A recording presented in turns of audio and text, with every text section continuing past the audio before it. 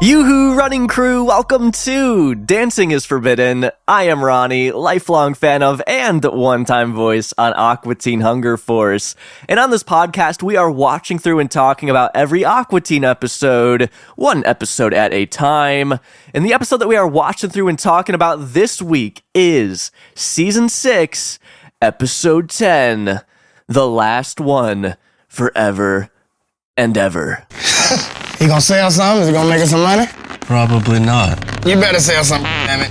Cause I'm about to throw your ass right up out of here. Plus I'm getting stronger now, so it'll be a little easier. 10. Done. And just a thought, might wanna start packing your Okay, bye. All right. Yeah, bye. Be safe. Your stories suck. What a total jerk. Yeah, I think you ought to kill him. Killing is a sin. Not in the eyes of the church. In this episode, and hold on for this one, okay? This is according to Apple TV. In this episode, when a nuclear submarine goes missing off the coast of Wyoming, Shake is called in to lead an elite search team through the caves of Reginald. It's an emotional roller coaster in pure darkness that would drive a normal person insane. Meatwad and Frylock aren't in it. I don't know where this is coming from, but no, The Last One, Forever and Ever. This is the live action episode of Aqua Teen Hunger Force. This is also the season finale for season 6. And I guess we could say this is the highly contentious live action episode of Aqua Teen. I know among the fans, there's some debate here. People feel either one way or another about this one.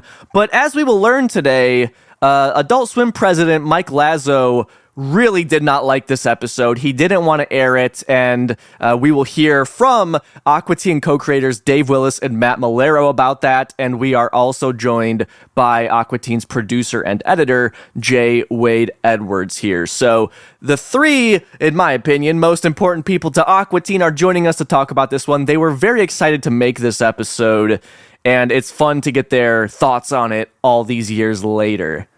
They'll also be cluing us into some things like the name behind this one, because spoilers, as I found out very early on, this was not going to be the last episode of Aqua Teen. We'll hear why that is. We're hearing who else they were trying to get to play Don Shake in the episode, and you'll find out which cast member here was tardy to the big shoot. And a little hint for you, you could try and figure this out.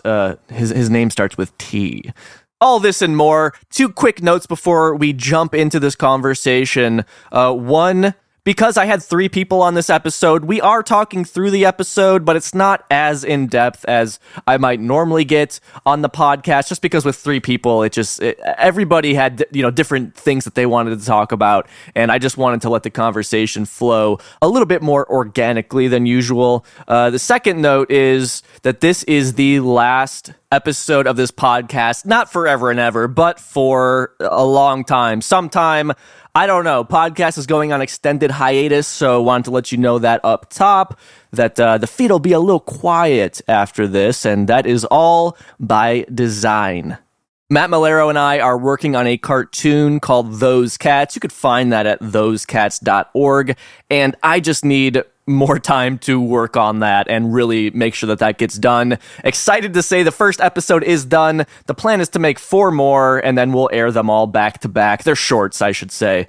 We will debut those back to back at some point, hopefully this year. So I'll keep you updated on that right here on the podcast whenever I can come back and spend some time doing this again. But wanted to let you know that. And I guess a third thing here is that for supporters of the show, no pop culture for this episode, because this one's going up in June, and Rob and I decided, hey, instead of talking about the pop culture again, what if we talked about Tim and Eric Awesome Show Great Jobs Tommy Wiseau episode, because The Room, its anniversary is on the 27th. So expect that on the 27th here.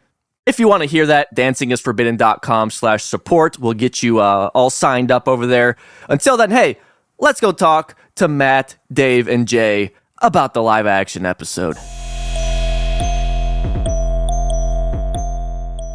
Joining us today are the 3 heads of the Aqua Teen Hydra. We are joined by Dave Willis.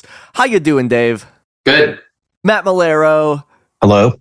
and J. Wade Edwards. This is the sound of J. Wade Edwards. There it is, the official sound test of J. Wade Edwards. We are talking about The Last One Forever and Ever, or live action, and this one aired May 31st, 2009.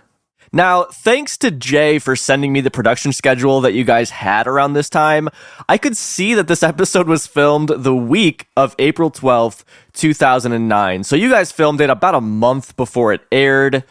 And the production schedule also clued me into another giant detail here, which is the episode's title, or at least regarding it, because despite being the last one forever and ever, I thought maybe you guys were canceled around this time and that you thought you might be.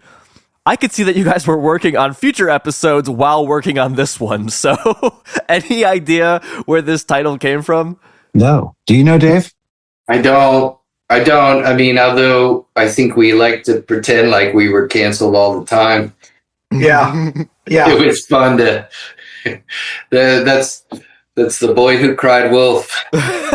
Yeah, see if we could get a massive audience for our final episode and then show up 4 months later with brand new episodes. Yeah. I wonder if the title or the last line of dialogue in the episode came first, because the last line of dialogue is Carl saying, "Truly they were an Aqua Teen, Hunger Force." Well, you know who came up with that, though, was Dana.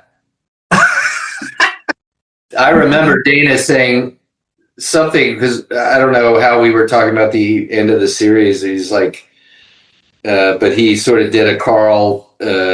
Yeah, that's a Dana. That's definitely Dana that came up with that. I love that detail. Thank you. Well, speaking of Dana, voices on this one, we have Dana Snyder as Master Shake, Carrie Means as Frylock, Dave Willis as Meatwad and Carl, and C. Martin Croker we can hear in this one reprising the role of Dr. Weird and Steve over the intercom, of course, but we also have a live action cast. We have H. John Benjamin credited here as Captain Turd Mahoy as Don Shake. We have T-Pain as Frylock, David Long Jr. as Carl, and Drake E. Stevens as Latin Kid. And I want to mention, not credited, but we do see Don Kennedy and Mary Kraft in the assisted living Dracula footage that T-Pain is watching at some point. And last but not least, this episode edited by J. Wade Edwards. Before we jump in, I have Matt and Dave here talking about making this one back in 2009. Let's hear what they had to say. There won't be happiness in the future. There'll only be acknowledgement of perfection. So we made it for the future, to bring happiness to the future. But it is probably one of the most perfect episodes that we had ever made. Did this episode bring happiness to the future? We're in the future now. Let's see how happy it makes us. Opening in here, it opens like a normal episode of Aqua Teen. I'm not going to play a clip from it because it's not too consequential to what happens in the episode, but Frylock discovers that the water in the area is flammable. He tries to warn Master Shake, who is drinking from a hose. He sets on fire. Meatwad, who is bathing at a car wash, that explodes. Shake and Frylock go next door to warn Carl about this, who is standing in his pool with sticks of dynamite. But Carl ignores their warning as he farts into the pool, causing a huge explosion seen from outer space. From there, we transition into the real world, but before that, I do have a question about this intro from supporter of the show, UK No Tamashi, who wants to know, did the fire plot come from a previous script, or how was that framing decided on for this episode? Do you guys remember? I don't remember anything you just described.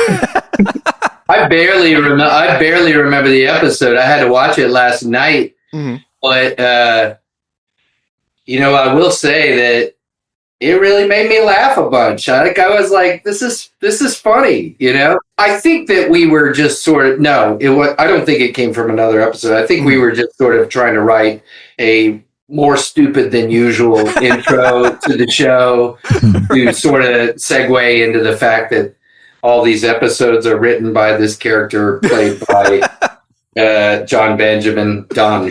Right, exactly, yeah. I do have a question for Jay. Maybe you'll know this, Jay. It's okay if you don't. But Frylock we see in that opening bit, he's watching yoga footage, and we see this throughout the show a lot of just this live action yoga class. Wasn't that part? It must have been part of Yoga Bro, which was Paul Painter, one of the other editors.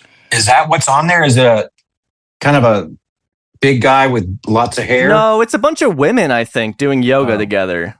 I think you shot that stuff for another episode. Oh, Yeah, okay. no, Yoga Bro was years later. Okay. So that was just random footage we had laying around for a promo or something else. Gotcha. Okay. Yeah, we may have shot it for this. I don't remember, but we definitely shot some women in the office doing yoga. I find it interesting that we had this in the script that he did sit-ups with a brownish yoga ball, but we didn't bother to paint it. Yeah, it's like red. Why would you call it brownish? Yeah. It's clearly red. I'm shocked we didn't fix it in post. But the yoga ball is like exactly Meatwad color. They did a good job on that. Yeah. I think we left it to sell the Meatwadness. From all that cartoon stuff, we transitioned to a live action replica of the Aqua Teen's living room with T-Pain dressed as Frylock sitting in the green chair, reading H. John Benjamin's, dressed as Master Shake's, script. And the entire eastern seaboard exploded into flames. Explosions burst the world into flames, and the flames shoot high into the night, lighting much of the universe into flames. Is that it? Yeah. So, what'd you think? I don't think it's very good, and I don't think you're very good at what you're trying to do here. That's impossible. I did read one part here about The Massive Flames? I did see the massive flames. Yeah, that's a really good ending. Yeah, that wasn't good either. Those are really good performances by both of them. I love it. They were great. I remember, like, we wait for like 10 hours for T-Pain to show up? Like, we started at 8 a.m. Benjamin gets there maybe at 9. And we had to film a bunch of stuff because T-Pain didn't bother to come in till like 5 o'clock. The T stands for tardy. You should have known that. Yeah. And he pulls up in this truck that's a black F-150. Oh, it's huge. And you literally would have to have an 8-foot ladder to get up to the door. You can see it in the making of. He's standing next to it, and like the bed is up to his head. I'm like, oh my God. You need like It's insane. It's like he drives a semi. Yeah. He had a special thing made for it that's called it the Adult Swim bump version. Mm-hmm. Yeah. Yeah. That was on the back. And you know that Moonite necklace that he had, like, that was real and legit. And That was his. He brought that, right? yeah, he had like a jeweler who, I don't think that thing exists anymore because that jeweler would just redo his stuff like once a year or whatever. But I got to wear that thing once. He had a Christmas party, and he had like stripper poles in his basement, and all these women like dressed as like Santa's helpers that were strippers. And his friend handed me a stack of ones that big, like that big, and told me to make it rain, which was kind of new in the vernacular at the time. So I was just throwing 1 and 2 and 3 at the time. And someone just grabbed a fistful of them and just like, make it rain. And just threw them at the women, man. And it was like, holy shit. There was a VIP pole, too, that you couldn't get near in his own basement. It was a VP poll. There was a vice president. It was just a VP. Yeah. The Dick Cheney poll, yeah. The vaginal itch pole. He was a super fan, though. He was a super fan. He was well-versed in everything. It's funny that you guys mentioned he's late because in the making of, we see him get there and he's kind of like apologizing to you, Dave. He's like, oh, I'm sorry, and you're just like, oh, it's all right. We're filming this stuff right now. Do y'all remember if we shot 1 day or 2 days? I don't remember. I think it was 1 day. I think it was all 1 day because we had the 2 sets side by side, like the living room and the... Yeah. Oh, we had 3 sets because we had Meatwad and Frylock's office. Then we had the bounce house stuff. And the bounce house. Maybe we shot the bounce house on the second day. Okay. I thought that was like that.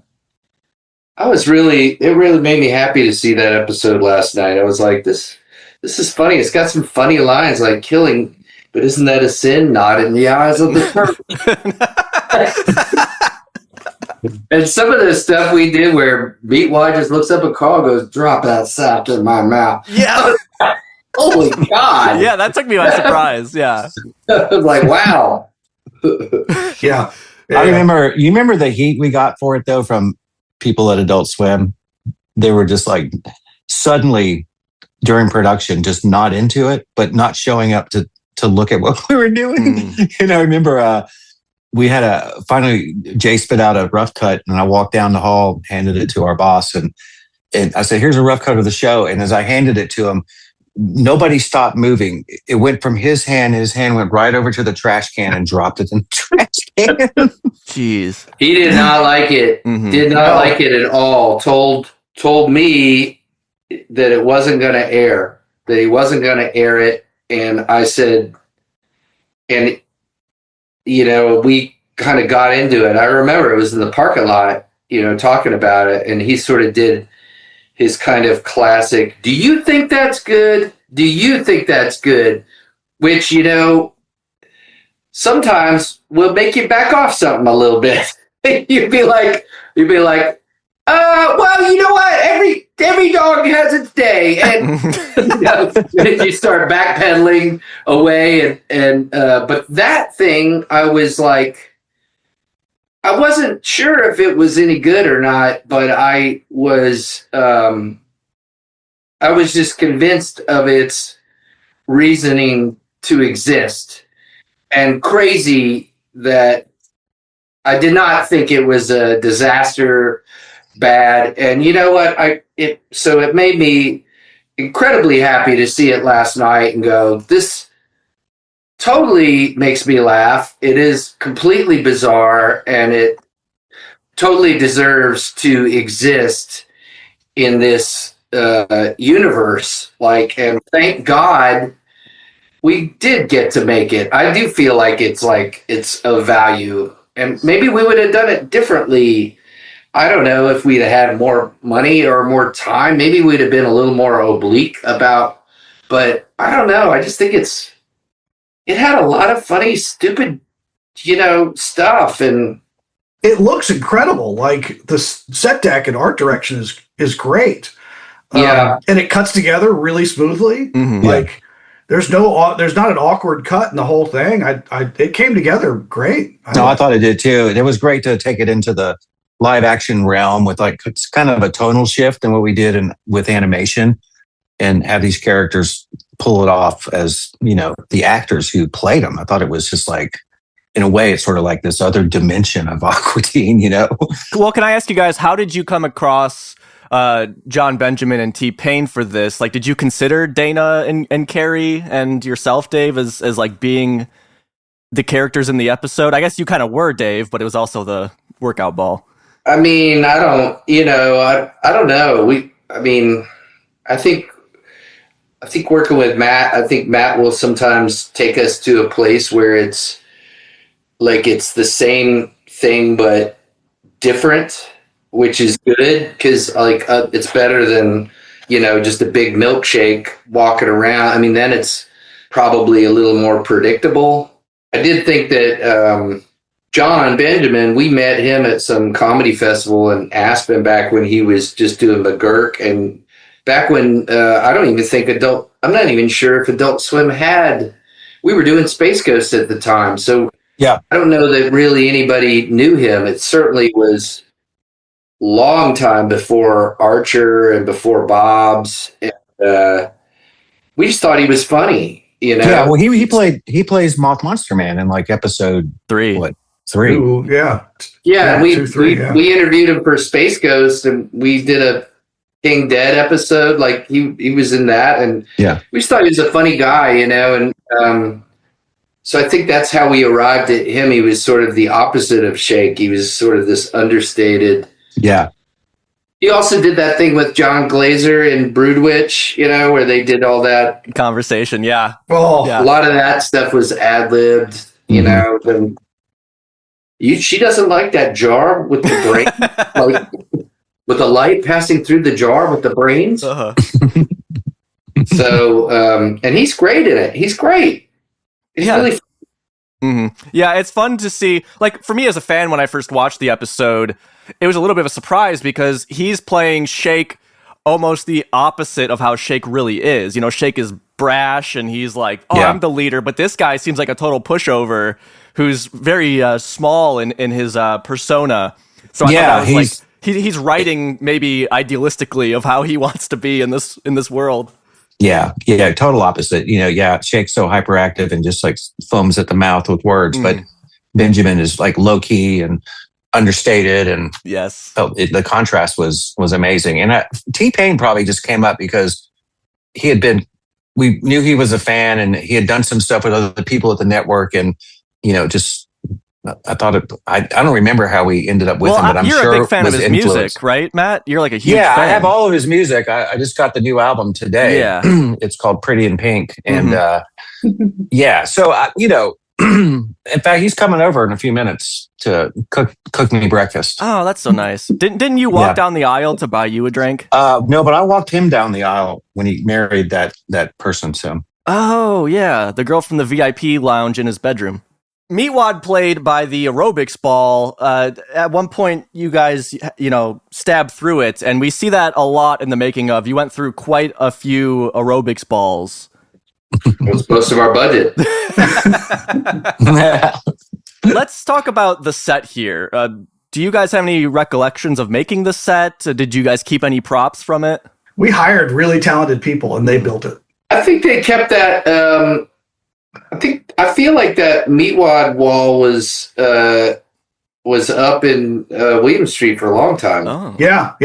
It was over by the coffee. I love the detail of T-Pain leaving that room and having to bend down to use the actual doorknob. And you can see just the snippet of he's got that jewel on his back. Yeah. We never even get to see that. I didn't notice that until watching the making of document, because you guys talk about it in the making of, and I'm like, watching the episode, I didn't pick up on that you guys have the giant jewel on his back. I'm shocked we didn't make that a gag. I know.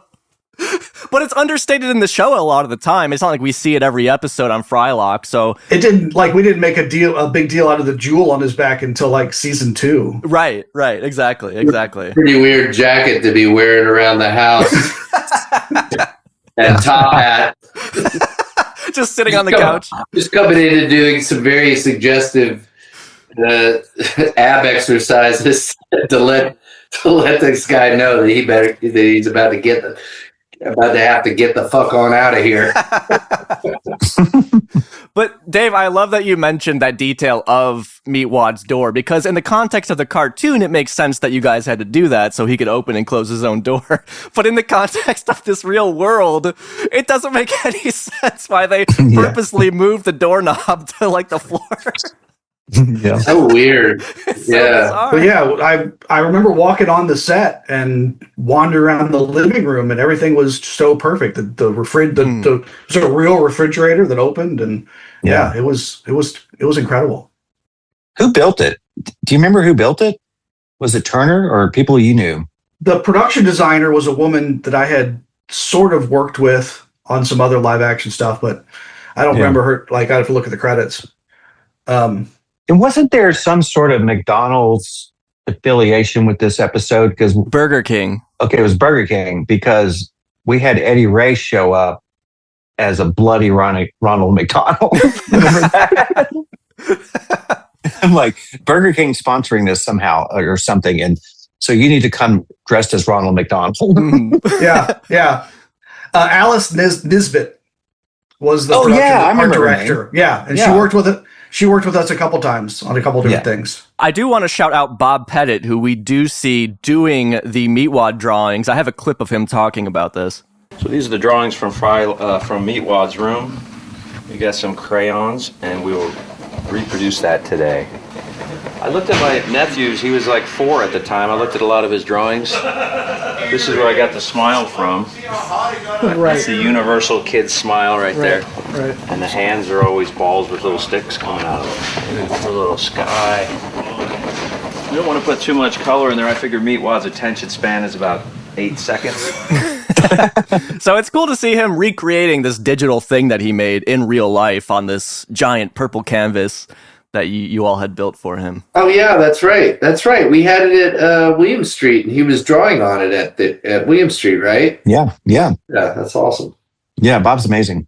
Of course, in the episode, we see a live action Carl, which you guys did a national search for the perfect Carl. Like we said, there was this Burger King tie-in. They were sponsoring the search. And I read that it was casting kicked off at the 2008 San Diego Comic-Con. And Adult Swim also accepted video submissions online, eventually reviewing over 100 audition tapes. Where did you guys come in on the audition tapes? Did you watch all 100 together with a big bowl of popcorn, or? I remember watching them in the edit suite for a couple hours. Yeah, I remember watching them. Yeah, absolutely. I remember sort of interacting with the people that came out and auditioned as Carl. There was like even a brief period there where we talked about, I mean, a few women auditioned, and I think there was even a brief period where we talked about maybe casting a woman, you know? Mm-hmm. Dave just looked so good for the part. Of course, he shaved his head. But, Yeah. I mean, can you imagine? I mean, he was like 24. Yeah. Can you imagine doing that to yourself? He was committed. He was.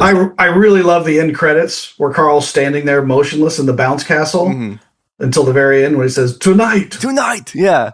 Yeah. And he matches the animation in a couple of gestures. Cool. He's great. Well, I want to mention some of the extras bouncing in the bounce castle. It doesn't really make sense what this place is because it looks like it's for kids, but then there's adult beverages on hand, and we see there's mostly grown men who work on your show bouncing in the bounce castles the whole time. Some of those bouncers include Dancing is Forbidden guests Todd Redner, Josh Molinax, and Nathan Cherney, among many others, jumping around there probably for an hour at a time for you guys to shoot that. They were so sweaty. They were so fucking sweaty. It was such a hot spot for pedophiles that children's moms learned not to send their kids there. More and more adult men showed up bouncing in the bouncy castles. Yeah. Well, we see a kid throw up there. That's Drake E. Stevens. Do you guys know who that is? Yeah, his mom. I mean, we worked with his mom. She worked at Adult Swim. Okay. I can't remember what she did exactly, but yeah, scheduling or something. And yeah, that was her kid. That's how we got around. Having to put him in, give him a SAG contract. And now that kid is Harry Potter. Oh my gosh. Yeah. The Aqua Teen star pipeline continues on there. I do want to play this clip before we go into the Dr. Weird's castle area. We do hear Clay Croker doing this. Gentlemen, behold! Adult daiquiri specials for 4 to 5 only. No ID required! No ID required. It's just so fun to see, like, okay, well, this is where Don Shake got his Dr. Weird script ideas, was because of this place. Like, it's fun to see where this is supposed to have all come from. Who's the one that's saying, telling Carl that he needs to clean up, which, I was like, I can't remember. Did Carl work there or did Carl just hang out there? Yeah. But I guess he worked there. I think he's supposed to be working. But someone tells him to clean up the bouncy castle. Yeah, Steve over the intercom. It's like the Steve voice. Oh, was it? Yeah. I was like, who is that? Yeah, I think that's Clay doing the Steve voice for that. He's like another employee at the Bounce Emporium. This is as yet Dave Long Jr.'s only IMDb credit, although he did go on tour with Dave and Matt. Yeah, so you guys tell me more about David Long Jr. He seemed very excited to be doing this, and then you guys went on tour with him. Well, we just put Dave in the corner of the stage in the darkness eating buffalo wings every night in the darkness. Mm-hmm. I don't remember. I don't think I was on this tour. No. He would do it he would do it for the length of the show. He would just sit there in the darkness. Mm-hmm. Eating 50 wings. That's a sweet gig. Did he pay for those wings? Did you charge him for those wings, or was that? Yeah, I'm sure he paid for them. I'm sure he did. Lear Bundo was telling me about David Long Jr. and having all this footage of him doing all this stuff. I guess Lear still has the footage when you guys went on that tour that he was saying he wanted to do something with someday. Oh yeah, they would shoot stuff each day and try to incorporate it into the show or something like that. Mm-hmm. The localization of the tour. Well, to track what's going on in the episode up until this point, basically we find out Shake has been writing these scripts to try and make money to pay Frylock rent, but nobody's buying any of his scripts, which a lot of this feels like you guys, Matt and Dave, poking fun at yourselves, like nobody's buying his Aqua Teen scripts. Then he goes into his bedroom, he meets Meatwad, who helps him write a script. This features SpongeBob and Nicolas Cage, and you see SpongeBob's erect penis in the script. He goes to Dr. Weird's castle to get Carl's impression here. I'm going to play the clip because I think that David does a great job here. So what do you think? Oh, yeah. Moves fast. It's very oily, and those rubber gloves come out. I should say he's looking at Butt Frenzy right now. He's not actually reading the script. It's fast. It's very oily, and those rubber gloves come out. It really starts to take off. Not this, Carl. My story. What do you think about my story? Yeah, well, you know, I'm not much of a reader. More into photography. Do you think I could sell it? Do you? Well, do you have any notes? Is there something I should change? You could add some boobs and some lesbos. Yeah, and you got it going on. Breasts and lesbians. Yeah.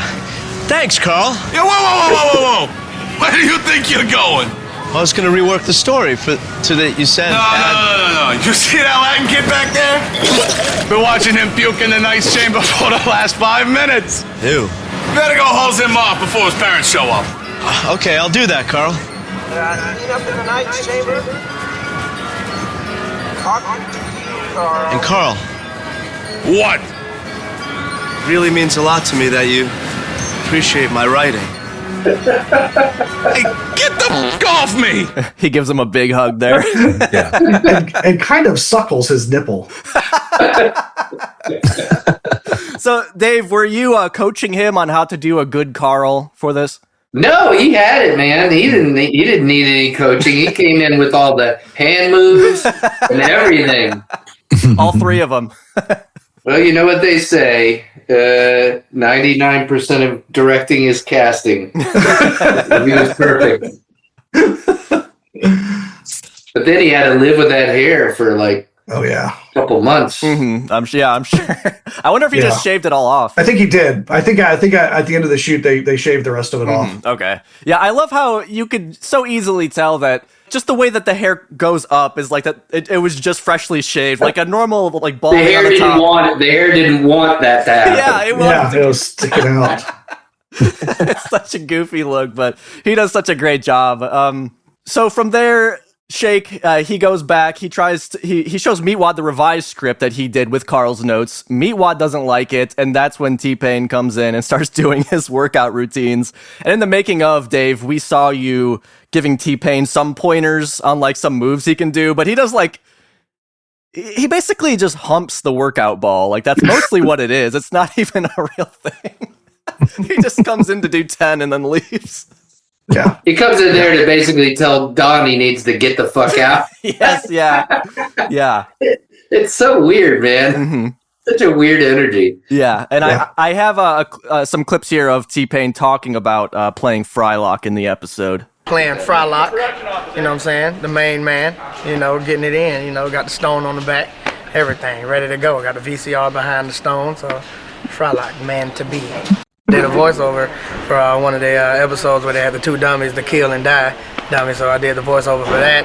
And after that, they was like, we're doing a live action, and they said, yo, we want you to do Frylock, and I thought I was gonna have to paint my hair blonde or something. And, you know, everybody's been wondering if Frylock was black anyway, so I guess they pretty much proved that. I know, like, T-Pain and David Long Jr., both big Aqua Teen fans, so no doubt that they were excited to do this. What happens on our episode after that is Shake, he sees the katana in the sand-filled closet, which again, why is this existing in the real world? It doesn't make any sense. And that's when Meatwad tells him, well, it's okay if you could just go kill Frylock. That's fine in the eyes of the church. We cut to Frylock's room, which again, like I was shocked to see this. We see Frylock's room so little in the episode, but you guys had this whole great set built just to see very little of it. And the way it's shot is that Shake and Meatwad come in, and of course it's an exercise ball. You guys roll it in.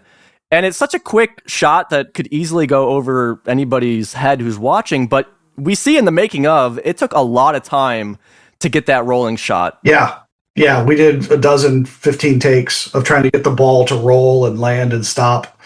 And we ended up just using a little section of it. Yeah. And no matter what we told the ball, it wouldn't follow our direction. Yeah.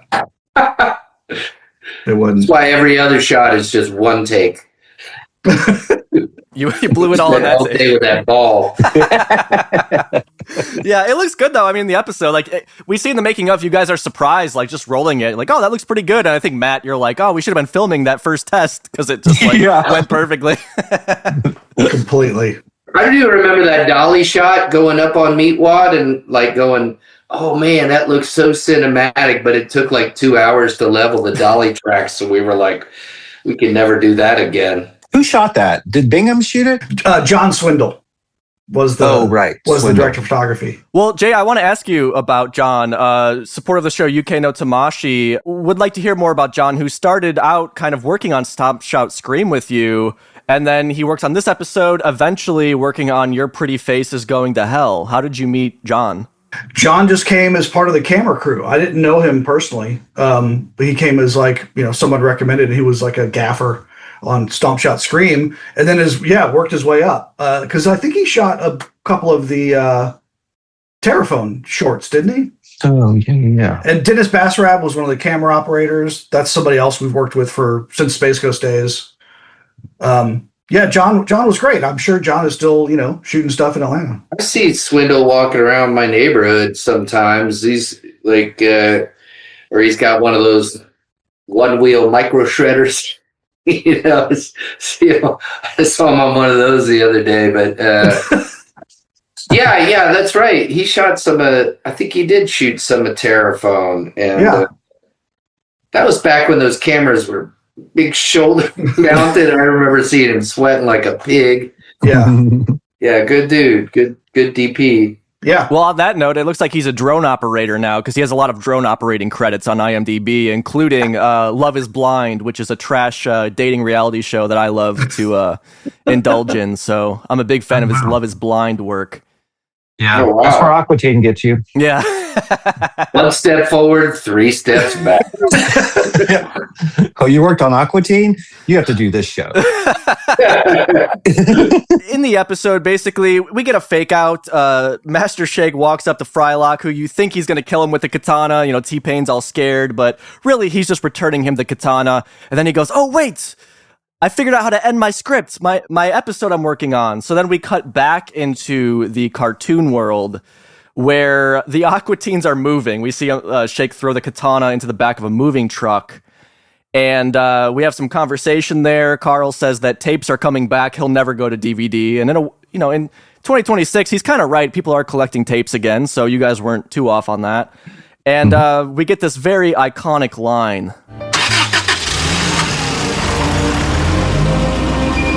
Truly, they were an Aqua Teen hunger force. Your emergency brake is on! Don't tell me how to drive, jackass! And worth mentioning that is exactly how next season's episode, Rabot Redux, opens, where the Aqua Teens are moving away, but they just move 2 houses down. Cliffhanger. Yeah. In the behind the scenes, Matt was right. We were making this for the future, specifically to predict the return of VHS tapes. Yes. Yeah. You knew. You guys knew. I did. There was a time rift that I went through. Yeah. I have a question for you, Jay, about this second cartoon sequence. Watching it, I don't know if you guys noticed this. It looks pretty like pixelated. Yeah, I saw that too. It might be the compression on the DVD that you're watching it off of. It's on DVD and Max is where I saw it. They're taking it. Oh, that's interesting. It could be from the DVD on Max, to be fair. Yeah, they could be taken from the same source. Okay. Because there's a different compression kind of thing that you would encode things with for live action that you don't need for animation. But it seems like you'd have more resolution required for the live action. Yeah, you would think. Yeah, I don't know why that would be. The beginning segment is fine. So that's why I was like, I don't know. I don't know why it's like that. I thought that was like my Wi-Fi last night. Yeah, that's what it looks like. Yeah. Yeah. Wow, that's great. So it'll always and forever be sort of jacked up like that. Yeah, it might be. Because it was like encoded weird when the master tape. Because I can't remember. Only the finest quality control. I wonder how we mastered this one. If the animation came back from Radical Access, who was doing the animation, and who married the animation segments with the live action. Because I definitely cut the live action and probably made a master tape still in 2009. You know. I mean, we would have watched. I think Matt and I would have watched it in sweetening, and at some point said that looks weird. Right. Yeah. I don't remember it looking weird back then. We added. You know what? You know what made me laugh last night too is whenever T-Pain would talk, we added just a little auto tune. Yes. To it. Yeah. Where'd that come from? Completely opposed. The rap world. Share. Yeah. Share. Yeah, that's such a fun little touch of just some words are auto-tuned and the others are not.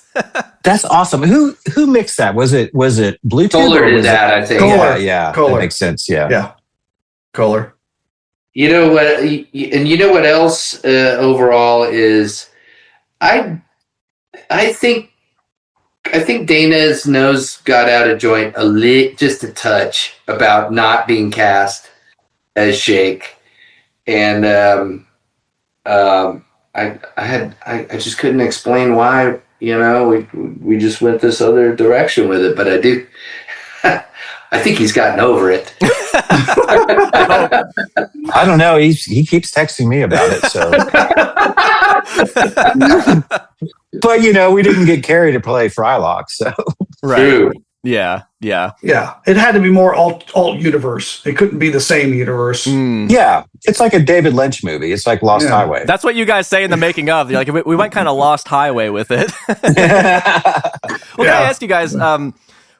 When writing this, no doubt it was different than writing a normal episode of Aqua Teen because you had to consider like actors' physical placements more. I mean, and Jay, you as well. Like, did you make a rough cut kind of for them, like movement wise? Like, how did you guys come together with the stage direction?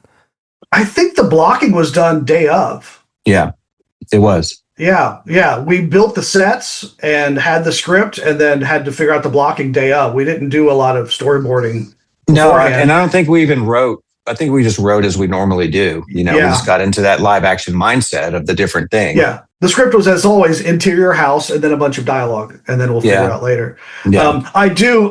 There is one stark shot that didn't make me gasp, but I was like, oh, we finally did it. Like when we first started editing Aqua Teen, we could never do an over-the-shoulder shot. Mm-hmm. Everybody was just kind of facing each other at a 3/4 because we only had a background. We didn't have the sidewalls. And there's a shot over the shoulder in the living room of H. John Benjamin and T-Pain. I was like, oh, we finally did it. Yeah. One over the shoulder shot in the history of Aqua Teen. Well, Jay, do you have any memories of editing this one? Because no doubt it was different than a normal Aqua Teen episode.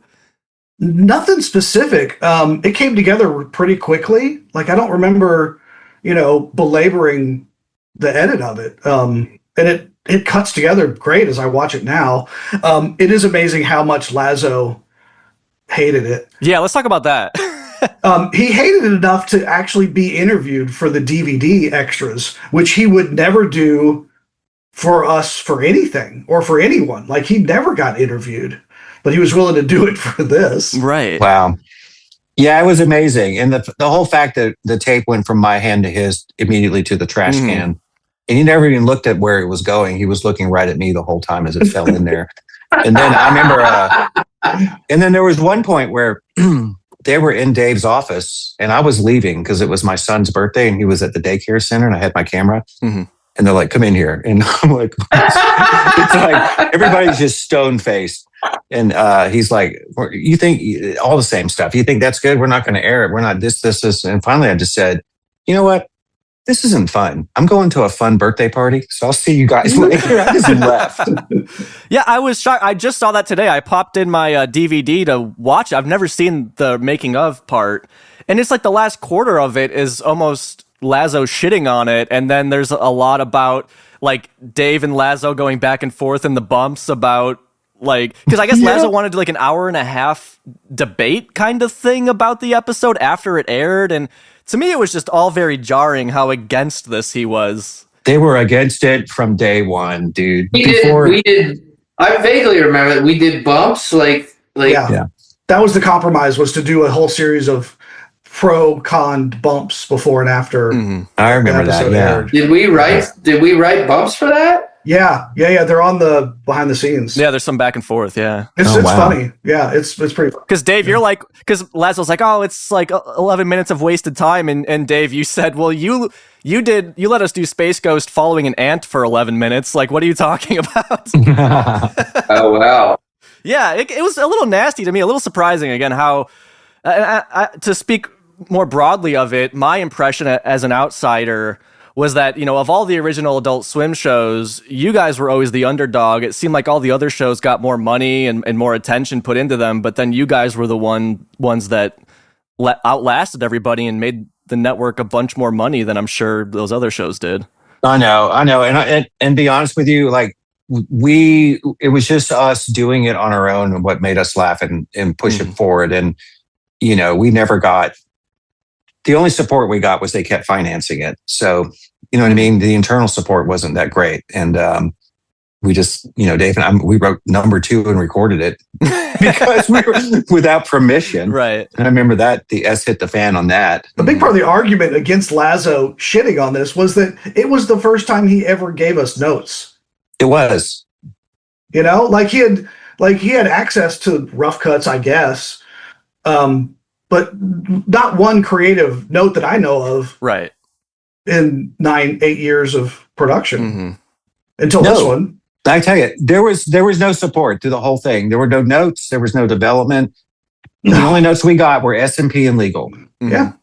It's interesting. I felt like we took a big step back on the second episode. Wasn't maybe as good, but then the third one was the one where Bus of the Undead, where it was like, this is pretty funny. And then the Moonanites one was the fourth one, and that's when it really started. I think they did turn. I mean, my memory of it is they did turn the corner on it, because I think they understood that it was important to us, and I think the deal was sort of like, make 6 Space Ghosts, and we'll let you make 6 Aqua Teens, and we were like, that sounds like a deal to me, and the show did well. I mean, it was always an underdog, but then again, I mean, it's not like the Brack Show got a lot of money. I mean, look at C-Lab. I mean, those guys were just a handful of dudes in an apartment, so. Yeah, everybody got the same opportunity, and credit to Dave and Matt for writing funny episodes to let us keep going, whereas the other shows kind of petered out. Ran out of ideas, kind of. I don't know if that's accurate, but... Well, I don't know if that's accurate, because I feel like those shows were on the air for a long time, too. Yeah. And it was all part of a block, which now, streaming, you're going to click on something for 3 hours of just all sorts of different stuff, and you're not going to once pull out your phone. It's a different world, a different mindset. You talked about somebody's attention span being 8 seconds earlier in the podcast. I was like, whose attention span is longer than that now? Which adult, has an attention span longer than that? So I don't know, just a different a different time, and they were just trying to do it with no money. So I don't. Most of the bad stuff I don't even remember. Like and all the good stuff sort of shines for me, you know.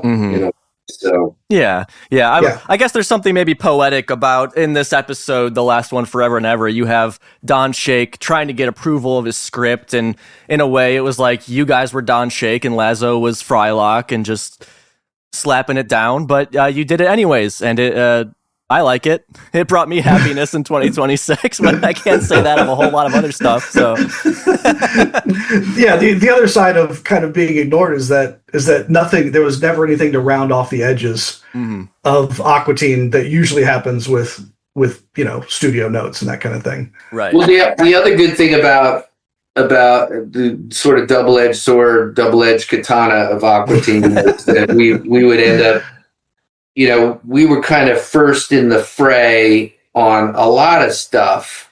And so I felt like, in a way, we were the guinea pig for how is Adult Swim going to do these things in the future. Like, they didn't make any more movies, but like, for example, like that, I was just like, man, this is just some big, bold experiment. We don't know if this is going to go well or not, but I felt like upfronts. I felt like the selling of the show. I mean, they had Family Guy and Futurama and all that stuff, but we were an original made out of that building, and so it was like we were an experiment, and maybe we were shielded from a lot of the sort of like, is this going to go well? Like, how long is this leash on this project even gonna last? I think there was pressure, it's like, how long were they going to try this out? Right. Not to turn to 60 minutes, I'm just saying.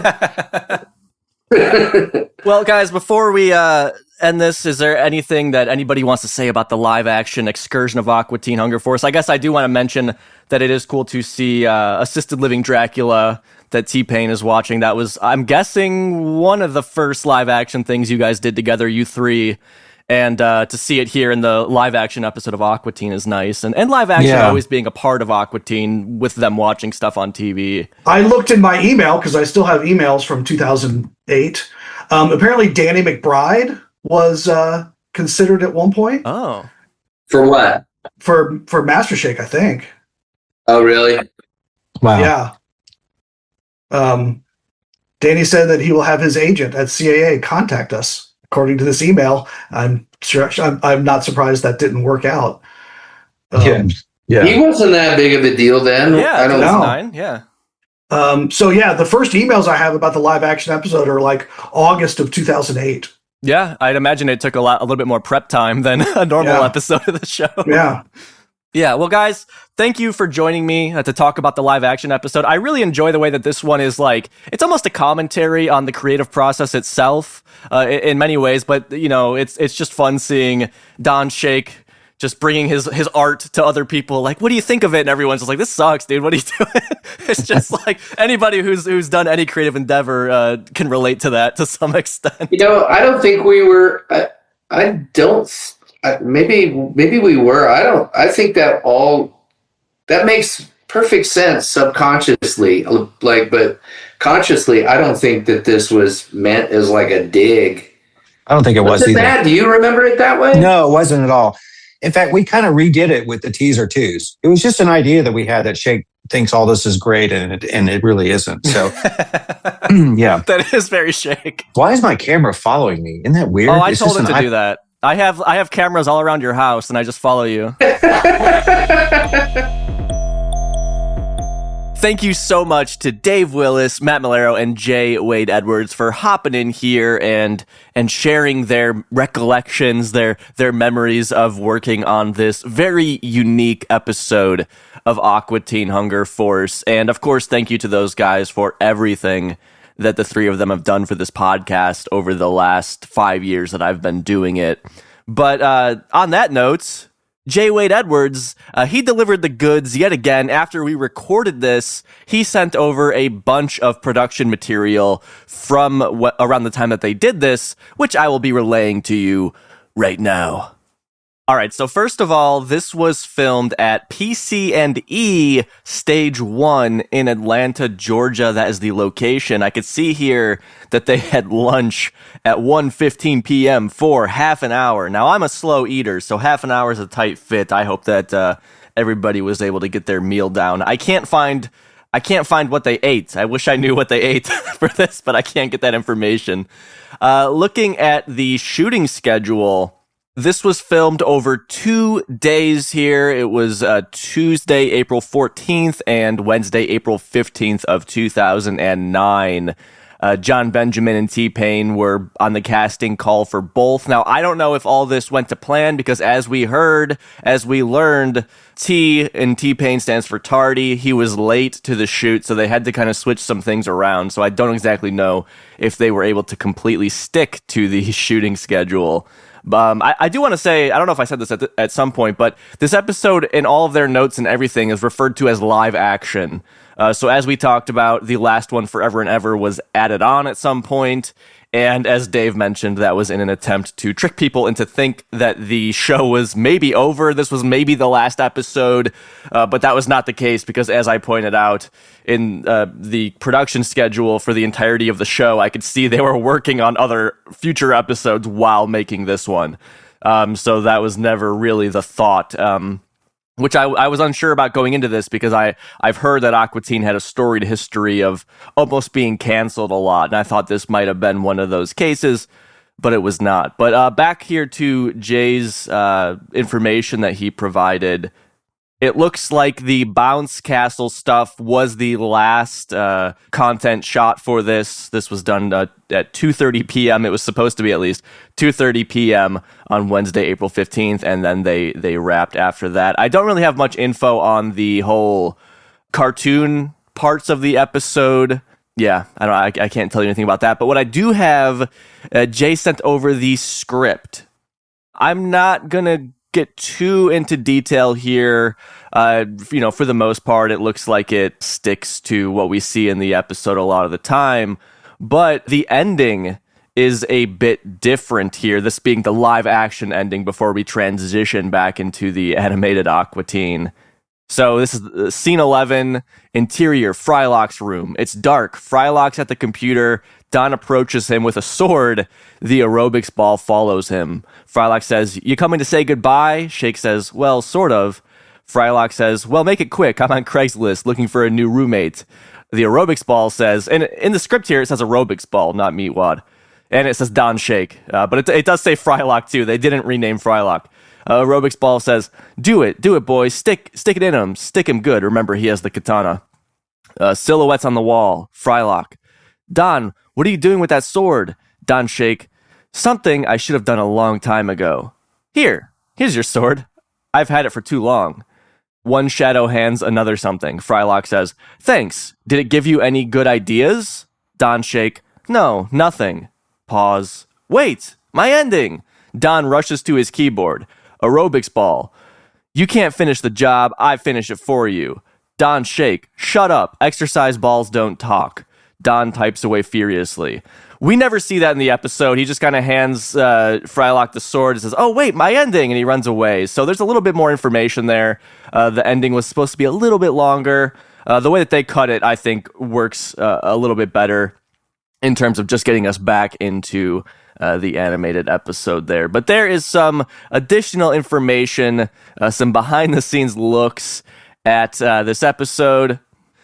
Something else I wanted to mention in terms of this podcast episode was we did get a little bit negative, I guess, more negative than I usually do in terms of talking about Mike Lazo and his reaction to it and what the guys had to deal with in terms of getting this episode on the air. Normally I would leave that kind of stuff out, but like I said, we see about a quarter of this making of special feature is dedicated to this drama around the episode. So I did feel like it was appropriate to give the guys a platform all these years later to kind of just touch on it. I try not to be too negative here, but again, I was shocked watching this. I had never seen this before, and I was like, wow, Lazo is like shitting on this thing hardcore. And I didn't mention, I'm going to be uploading this to my YouTube. Check the link in the description to this podcast episode so you could go and watch that. It's about 18 minutes of just all sorts of behind-the-scenes information on this episode. It's great to get a look around the time that they made it and some behind-the-scenes footage of them making it. Last one, Forever and Ever. A fun episode, one I was looking forward to talking about. And on that note, like I said, this is the last podcast episode for some time. I don't know when I'm coming back. You can always reach out, hello@dancingisforbidden.com. I'm not really on social media much these days. I don't know.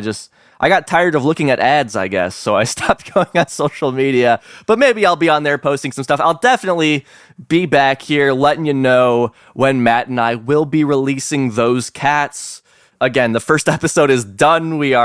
I sent Matt a script for the second one now, but we'll see what happens. We want to do 5 and release them across Monday through Friday just to make an event of it. These are shorts, so I don't want to hype up and get your attention and be like, yeah, the episode is here, and it's like 1 minute and you're like, oh, that was it. So it makes sense to me to do to release a couple of them in a block. I guess that could be considered the first season, and then we'll see what we want to do from there in terms of that cartoon and in terms of how I'll come back to the podcast and how things will look. There's definitely a lot more great episodes of Aqua Teen that I want to get to, I want to talk about. There's more things to uncover here. We were talking about Terror Phone in this conversation, and that is some live action shorts that the guys did. I want to talk about those certainly at some point. There's all sorts of stuff. But hey, in the meantime, thank you for listening. Thank you for hanging out with me, talking teens with me yet again. If you've been with me since the very beginning, it's been a wild ride of 5 years. And if you're newer to the show, hey, thanks for finding it. Thanks for listening. You'll have lots to go back and listen to. If you want more stuff, you can sign up to support the show. That is dancingisforbidden.com/support. And that will just basically link you to a Patreon. That's what I'm still using for now. I'm putting that on pause. So what that means is you sign up for $5, you pay $5, and then you won't be charged monthly until the podcast comes back. And there's lots of stuff on there. Over 45 episodes, something like that. There's a lot of stuff there. So if you want to check those out, I guess in this hiatus would be a good time to do that. There is coverage of the entire Colon movie film for theaters going on there. And like I said, coming up soon will be finally a Tim and Eric Awesome Show. Great job. Deep dive. I deep dive other Adult Swim shows on there as well. All sorts of stuff. If you like this podcast, I think that you'll like what's going on over there. Oh, worth mentioning, King of the Hill is coming out with a new season soon. So my buddy Rob and I used to do a King of the Hill podcast. We're dusting off the mics to talk about that new season when it comes out. So I'll put that up here as well. So you will be hearing from me. I hope that you have a great summer. I know things are not great around the world right now, but hopefully you could find little pockets of happiness where you can. Thank you for listening, and thank you to the people who support this show, who have enabled me to do this podcast for the last 5 years. Without these folks, I just would not be able to justify how much Aqua Teen that we have talked about here. And would like to thank some folks that signed up in the past here. We had Danny Locken, Forrest Armstrong, Kate, Kat, D3PO, and Mike Zappolo, all at various levels. I appreciate all you guys for your support, especially Forrest, who was a $10 supporter for quite some time. Thank you, Forrest. I'm sorry that I butchered your last name, but thank you to you for signing up in the past here. And thank you, most of all, to our Highlander, Nick. There can be only one!